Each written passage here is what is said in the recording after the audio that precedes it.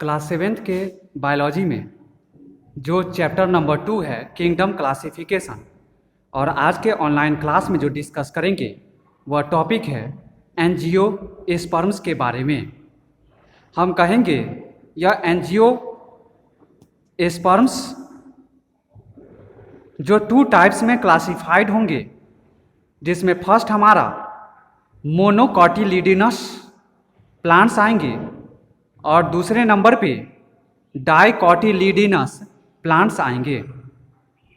हम अगर बात करेंगे एंजियोस्पर्म्स के इंट्रोडक्शन का, तो कहेंगे कि यह एंजियोस्पर्म्स जो फ्लावर को बियर करने का काम करेगा। इसके अलावा एंजियोस्पर्म्स के जो सीड होंगे वह फ्रूट्स के अंदर होंगे, फ्रूट्स से इनक्लोज्ड होंगे, ढके होंगे और उसके इनसाइड भी होंगे। मिस डैट कहेंगे कि यह हमारा एंजियोस्पर्म, जिसमें कहेंगे कि इसका स्टेम पार्ट लॉन्ग होगा, वुडी होगा, साइज में शॉर्ट होगा बट काफी सॉफ्ट होगा।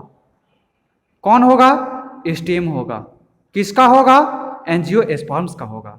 इसलिए कहेंगे it have long and woody और शॉर्ट एंड सॉफ्ट स्टेम। बात करेंगे अगर हम एंजियोस्पर्म्स के नंबर का, तो हम कहेंगे कि सीड के नंबर के बेसिस पे सीड लीव्स या कॉटिलिडॉन्स, किसका? सीड का। तो सीड के कॉटिलिडॉन्स के बेसिस पे, नंबर के बेसिस पे, सीड्स के नंबर के बेसिस पे एंजियोस्पर्म्स को जो डिवाइडेड किए जाएंगे वह 2 ग्रुप्स में क्लासिफाइड और डिवाइडेड करने का काम किए जाएंगे, जिसमें कहेंगे कि सबसे पहले जो आएगा वह हमारा मोनोकॉटिलिडिनस प्लांट्स आएंगे और सेकेंड में हमारा डाइकॉटिलिडिनस प्लांट्स आएंगे। मोनो का मतलब होता है सिंगल और डाई का मतलब होता है डुअल यानी 2। तो कहेंगे कि मोनोकॉटिलिडिनस प्लांट्स में वैसे प्लांट्स होंगे जिनके पास ओनली 1 कॉटिलिडॉन।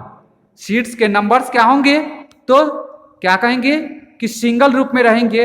उनके एक ही जो कवर, जो पार्ट होंगे, ढके होंगे एक जो कवर का, उसके अंदर, मतलब इनक्लोज्ड पार्ट के अंदर ओनली 1 सीड्स। तो हम कहेंगे कि जैसे वीट हो गया, राइस हो गया और मेज हो गया, इन सभी में जो होंगे सिंगल सिंगल फॉर्म में सीड्स प्रेजेंट रहेंगे। डाइकॉटिलिडन प्लांट्स की बात करेंगे तो वैसे प्लांट्स के सीड्स जो 2 कॉटिलिडॉन को जोड़े रूप में रखेंगे। जैसे कि ग्राम की बात करेंगे, चना, तो उसमें क्या होंगे? जोड़े रूप में रहेंगे। किसका? तो कॉटिलिडॉन्स का नंबर। किस में? तो डाइकॉटिलिडन्स प्लांट्स के सीड्स में। जिसका बेस्ट एग्जांपल्स जो होंगे वह हमारा ग्राम होगा, पी होंगे और बीन होगा। मीन्स डैट यह ग्राम, पी और बीन, यह सभी हमारे बेस्ट और फेबुलस एग्जाम्पल होंगे हमारे डाइकॉटिलिडनस प्लांट्स का। एप्पल ही हम लोग खाते हैं तो एप्पल में बहुत सारे सीड्स रहते हैं, तो उस तरह के हमारा जो बेस्ट एग्जाम्पल्स एप्पल्स भी होंगे वह डाइकॉटिलिडनस प्लांट्स का होगा। पपाया जो हम लोग खाते हैं उसमें बहुत सारे सीड्स रहते हैं, तो वह भी हमारे बेस्ट एग्जाम्पल्स होंगे डाइकॉटिलिडनस प्लांट्स का। इसके अलावा अगर हम बात करेंगे SW के रूप में, तो आप लोगों को अभी तक हमने पूरा जो किंगडम प्लांटिया के बारे में कंप्लीट करा दिया है।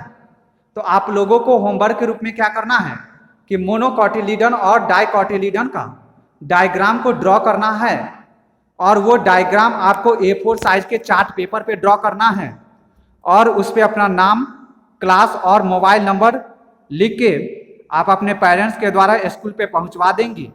फिर से वो आपके रिमार्क्स के साथ चेकआउट होने के बाद में आपका असाइनमेंट आपके पेरेंट्स के ही द्वारा आपके पास में पहुंच जाएंगे।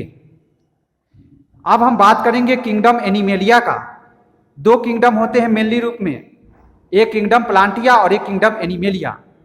तो हम कहेंगे कि अगर हम किंगडम एनिमेलिया को जो क्लासिफाइड करेंगे वह सर्टेन ग्रुप्स में करेंगे, वह उसके मेजर जो होगा उसके कैरेक्टरिस्टिक फीचर्स के बेसिस पे करेंगे।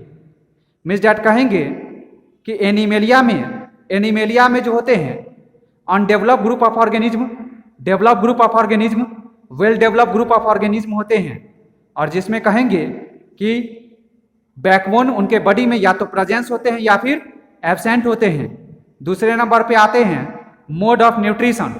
तो कुछ ऑर्गेनिज्म ऑटोट्रॉप्स होते हैं, कुछ हेटरोट्रॉप्स होते हैं, कुछ सेप्रोफाइट्स होते हैं, तो कुछ होते हैं पैरासिटिक फॉर्म में भी होते हैं। मीन्स दैट इस किंगडम एनिमेलिया में हम लोग मोड ऑफ न्यूट्रिशन के बारे में भी डिस्कशन करेंगे। दूसरा है नेचर ऑफ बॉडी कवरिंग। कहने का मतलब है कि कुछ ऑर्गेनिज्म का स्किन होता है आउटर बॉडी प्रोटेक्टिव लेयर के रूप में, तो कुछ के बॉडी में क्यूटिकल लेयर्स होते हैं। तो हम कह सकते हैं कि अलग अलग ऑर्गेनिज्म का अलग अलग बॉडी का जो है सो आउटर प्रोटेक्टिव लेयर उनके प्रोटेक्शन प्रोवाइड कराने में होते हैं। नेक्स्ट होता है मोड ऑफ रिप्रोडक्शन। कुछ ऑर्गेनिज्म वेजिटेटिव या फिर एसेक्सुअल मोड रिप्रोडक्शन के परफॉर्म करते हैं न्यू यंग वंस और इंडिविजुअल को डेवलप कराने के लिए, तो कुछ सेक्सुअल रिप्रोडक्शन को परफॉर्म करते हैं रिप्रोडक्शन प्रोसेस के एज ए सेक्सुअल मोड के दौरान न्यू यंग वंस को डेवलप कराने के लिए। तो आज के लिए इतना ही, फिर से हम लोग नेक्स्ट क्लास में नेक्स्ट इसी बेसिक फीचर्स के बारे में डिस्कशन करेंगे। Thanks, have a nice day.